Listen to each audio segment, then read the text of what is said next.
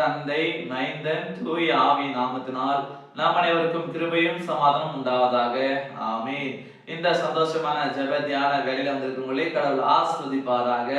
Israel மக்கள் எகிப்தில இருந்து விடுதலை பெற்று கானான் தேசத்தை நோக்கி போகிறாங்க. கானான் தேச பயணத்துல கடவுள் சீனாய் மலையில மோசேக்கு தன்னை வெளிப்படுத்துகிறார். அந்த இடத்துல கடவுள் மோசையோடு பேசுகிறார். உங்களுக்கு சொந்தமாக கொடுக்கப்பட்ட தேசத்தில் நீங்கள் போய் சேர்ந்து நீங்கள் விளைவிக்கிற எல்லா விளைச்சலின் பலன்களை நீ அனுபவிக்கலாம். 7 வருடம் வைத்து 7 முறை எண்ணி பிறகு வருகிற வருஷத்துல உன்னுடைய தேசத்தில் இருக்கிற உனக்கு உண்டான நிலத்தினா பண்ணுமா, நீ ஓய்வாக நீ விட்டு விட வேண்டும். அந்த நிலத்துக்கு நீ ஓய்வு கொடுக்க வேண்டும். அந்த நிலத்துல நீ விளைச்சல் செய்யக்கூடாது. அந்த நிலத்துல நீ விவசாயம் பண்ணக்கூடாது. அந்த நிலத்துல எதையும் விதைக்க கூடாது.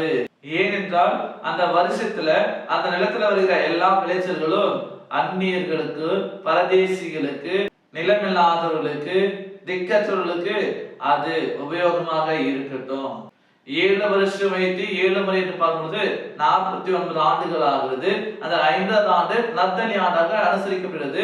அந்த நர்த்தனி ஆண்டுல பிறருக்காக விட்டுவிட வேண்டும். இதை கடவுள் ஏன் கொடுக்கிறார் என்றால், எல்லா ஜனங்களுக்கும் நிலம் இருக்க வேண்டும், எல்லா ஜனங்களும் நிலத்தை பயன்படுத்த வேண்டும் என்கிற ஒரு உயரிய சிந்தனையோடு கூட கடவுள் சொல்லுகிறார். அப்போ இந்த தேசம் கடவுள் நமக்கு கிருபையாக கொடுத்தது. அப்ப இந்த தேசத்துல வாழ்ற நாம நமக்கு மட்டுமே இருக்க கூடாது, பிறருக்கும் பகிர்ந்தளிக்க வேண்டும், பிறருக்கும் கொடுத்து உதவ வேண்டும், பிறரையும் கூட நாம சேர்த்துக் கொள்ள வேண்டும். நம்ம கடவுள் அதான் சொல்லுகிறார். இப்படிப்பட்ட வாழ்வை நம்ம வாழும்போது கடவுள் நம்ம தேசத்துல சமானத்தை தருவார். அவருக்கு பயந்து நாம நடக்கிற பொழுது சமாதியை தருவார். இன்றைக்கு நம்ம தேசம் எடுத்தோம்னா கூட மொழியினால் பிரிந்திருந்தாலும் கூட நாம் இந்தியர்களாக ஒன்றிணைகிறோம்.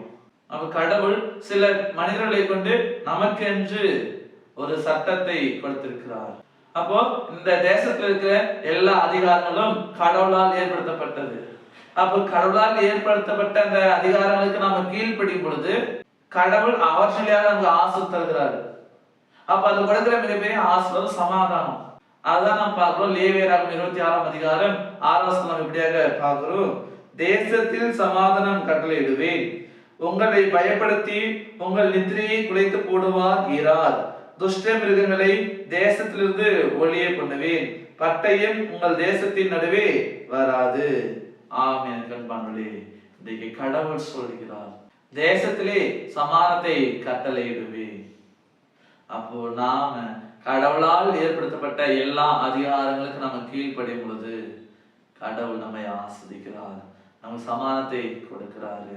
இந்த தேசத்துல உண்டாயிருக்கிற எல்லா அதிகாரங்களும் எல்லா தலைமைத்துவங்களும் கடவுளால் ஏற்படுத்தப்பட்டது, கடவுளால் உண்டானது.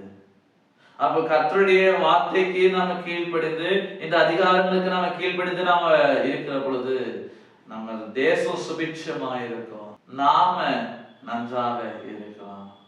கடவுள் நமக்கு சமாதான வாழ்வை கொடுக்கிறாரு. இயேசு ஆண்டவரிடத்துல ஒரு செல்வந்த வந்து என்ன பண்றான், ஒரு கேள்வி கேட்கலாம். நான் உபவாசம் இருக்கிறேன், தசமமாக தரேன், 10 கற்பனைகளை நான் கை கொள்ளுகிறேன், எனவே நான் பரலோக வாழ்வை பெற்றுக்கொள்வதற்கு வேற என்ன செய்ய வேண்டும் என்று சொல்லி கேட்கிறான். அப்ப இயேசு ஆண்டவர் அந்த செல்வந்தனை உற்று பார்த்து சொல்றாரு, உனக்கு உண்டானவற்றை நீ விற்று இல்லாதவர்களுக்கு கொடு என்று சொல்லி சொல்லுகிறாரு. அப்ப அந்த மனுஷன் செல்வந்தனா இருந்தபடினால அவன் திரும்பி போயிடுறான். அந்த இடத்துல அவனால பகிர்ந்து கொள்ள முடியல, அந்த இடத்துல அவனால கொடுக்க முடியல. அப்ப இன்னைக்கு கடவுள் நம்மை பார்த்து சொல்றாரு, உனக்கு இருப்பதை நீ பிறருக்கு கொடு, பிறருக்கு சரிசமாய் கொடு. எனவே அந்த ஆண்டவருடைய சத்தத்துக்கு நாம கீழ்ப்படிவோம், செவிசாய்ப்போம். தேசத்துல சமாதானம் உண்டாக நாம் கடவுளுக்கு பயந்து நடப்போம். கடவுளால் ஏற்படுத்தப்பட்ட எல்லா அதிகாரங்களுக்கு நம்ம கீழ்ப்படிந்து நடப்போம். கர்த்தருடைய வார்த்தைக்குள்ளாக நம்ம வாழுவோம். இருப்பதை பகிர்ந்து கொடுத்து எல்லாரையும் சேர்த்து கொண்டு வேற்றுமையில் ஒற்றுமையாக நம்ம வாழுவோம். கடவுள் நம்மை ஆஸ்வதிப்பார்.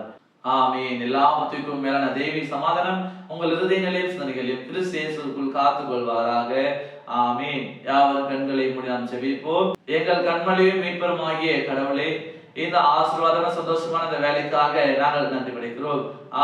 நாங்கள் உம்முடைய வார்த்தைக்கு கீழ்ப்படிந்து உம்முடைய வார்த்தை பிரகாரமாக நாங்கள் வாழுகிற பொழுது நீர் எங்களை ஆஸ்வதிக்கிறீர், நீர் எங்களுக்கு சமாதானம் தருகிறீர். அதற்காக நாங்கள் நன்றி படைக்கிறோம்.